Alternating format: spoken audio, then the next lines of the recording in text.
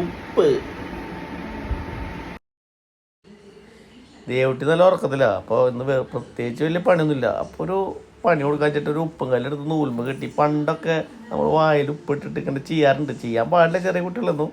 എന്നാലും ഒരു രസത്തിൽ ഒരു കൗതുകം പോലെ നമ്മൾ ചെയ്യാട്ടോ.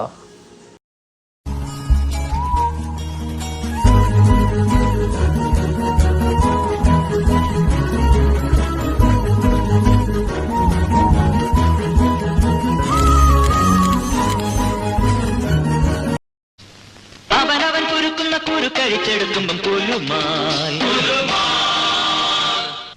പരസ്പരം കുഴിക്കുന്ന കുഴികളിൽ പതിക്കുമ്പം